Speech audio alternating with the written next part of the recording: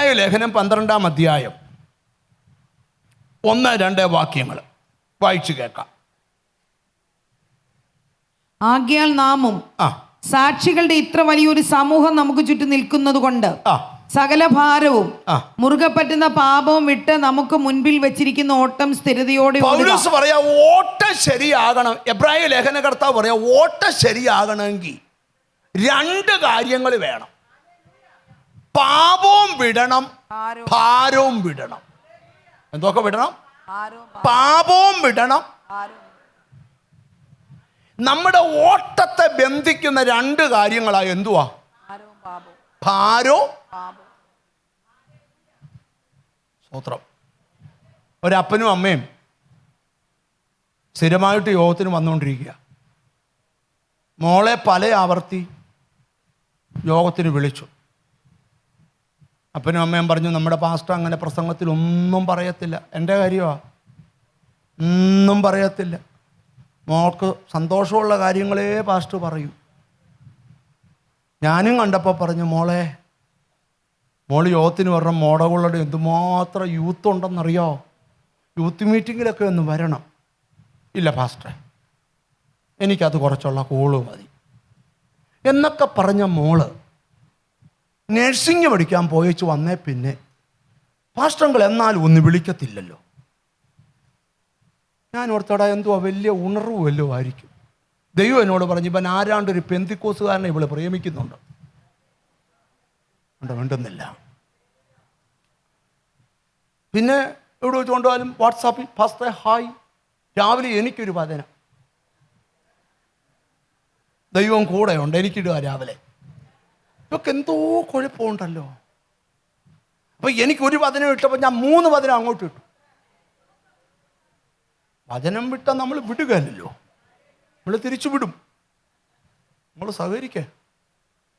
അങ്ങനെ ആയിസി സഭായോഗത്തിനുള്ള സഭായോഗത്തിന് വരുന്നു, ഉപവാസ പ്രാർത്ഥനയ്ക്ക് വരുന്നു, ഫാമിലി പ്രയറിന് വരുന്നു, ഏറിയ പ്രയറിന് വരുന്നു, സെൽഫ് പ്രയറോടെ പ്രയർ.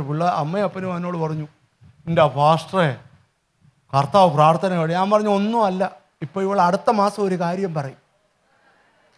അതെന്തുവാ നിങ്ങൾ ചോദിക്കല്ലേ, പറയും. അടുത്ത മാസം പറഞ്ഞു, ഡാഡി ഞാൻ സ്നാനപ്പെടാൻ പോവാ. പാസ്റ്ററോട് പറയാം. അങ്ങനെ സ്നാനപ്പെടുത്താൻ എൻ്റെ അടുക്ക കൊണ്ടുവന്നു. ഞാൻ ചോദിച്ചു, മോളെ എന്തിനാ സ്നാനപ്പെടുന്നത്? സ്വർഗത്തിൽ പോവാൻ.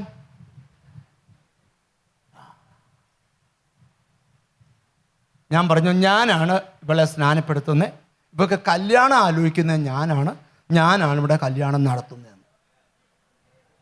അതുമാത്രം പാസ്റ്റങ്ങൾ പറയല്ലേ. പോട്ടെ. ഇപ്പം കാര്യം ചോദിച്ചു വന്നപ്പം പയ്യൻ പെന്തിക്കോസ് സഭയിൽ പോകുന്ന ആളാണ്. അപ്പം അവളോട് പറഞ്ഞു, നിൻ്റെ അപ്പനും അമ്മയും പോകുന്ന സഭയിൽ ചെന്ന് നീ സ്നാനപ്പെട്ടേച്ച് പറ. ഉണ്ടെന്നില്ല. അപ്പം ഞാൻ കൊച്ചിനോട് പറഞ്ഞെടി മോളെ, ജീവിതം ഒന്നേ ഉള്ളൂ. അവൻ്റെ ചുമ്മാ ഒരു ഹീറോ ഹോണ്ടയുടെ ബൈക്കും ഒരു ജീൻസും അതിനകത്ത് 2-3 ഫോണും ഒക്കെ കണ്ടപ്പോൾ ഇവളങ്ങ് ഇളകി. നമ്മൾ വല്ലതും കെട്ടിക്കുമോ? മിണ്ടുന്നില്ല. ഞാൻ പറഞ്ഞു, 6 മാസം സഭയെ പഠിച്ചാലേ സ്നാനപ്പെടുത്തൂ. കേട്ടാൻ വന്നോണ്ട. യഥാർത്ഥ മാനസാന്തരമാണേ അന്ന് വൈകിട്ട് വേണേലും സ്നാനപ്പെടുത്തും. മാനസാന്തരം സ്തോത്രം പോകുന്നു ഞാൻ പറഞ്ഞില്ലയോ? പോട്ടെ. ഏതായാലും ഉപദേശം അങ്ങേറ്റു. കൊച്ചു സ്നാനപ്പെട്ടു. പാസ്റ്റർ പ്രാർത്ഥിച്ചിട്ട് ആരെ കല്യാണം കഴിക്കണമെന്നോ അപ്പനും അമ്മയും കണ്ടുപിടിക്കുക, നാളെ കെട്ടിക്കോളാം. ഞാനൊരു കാര്യം നിങ്ങളോട് തുറന്നു പറയാം. വിടേണ്ടത് വിട്ടാലേ ഓട്ട ശരിയാവും. എന്തൊക്കെ വിടണം?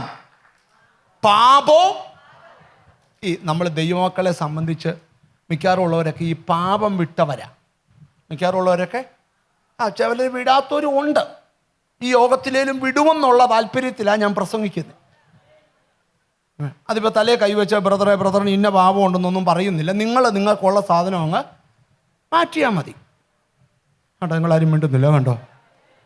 സ്തോത്രം. പോട്ടെ.